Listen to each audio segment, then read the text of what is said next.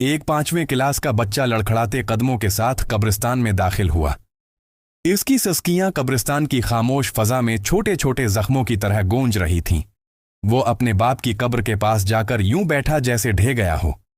अपना बैग जमीन पर फेंका और रोते हुए बोला, बाबा उठो ना, टीचर कहते हैं फेस लेकर आओ, वरना कल अपने बाबा को लेकर आना।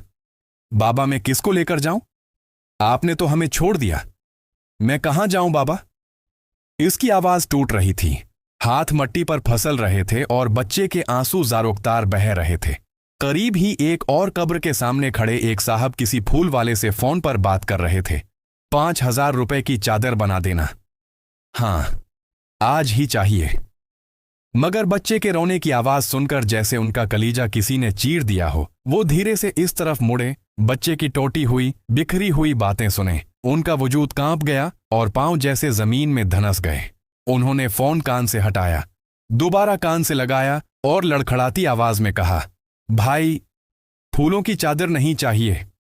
फूल मुझे कब्र के पास ही मिल गया है। वो बच्चे के पास आए, बैठे, हाथ कानप रहे थे, बटवा खोला, नोट निकाले और बच्चे की नन्ही हथेली पर रखते हुए कहा, बेटा ये लो, ये पैसे तुम्हारे बाबा ने जंत से भेजे हैं। कल जरूर स्कूल जाना, तुम्हारे बाबा चाहते हैं कि तुम खूब पढ़ाई करो। बच्चा पैसे सीने से लगाकर फिर कब्र से लपट गया और इन साहिब ने मुना फेर कर आंखों से बहते आंसू छुपाने की नाकाम कोशिश की। मगर ज़हन में एक ही ख्याल था, मैं दुनिया ना सही, लेकिन किसी एक की दुनिया तो खुशगवार बना सकता हूं। दुनिया में बहुत से यतीम बचे हैं, बहुत से मुस्कीन और नादार बचे हैं। हम दुनिया ना सही किसी एक फूल की जिंदगी तो बदल सकते हैं।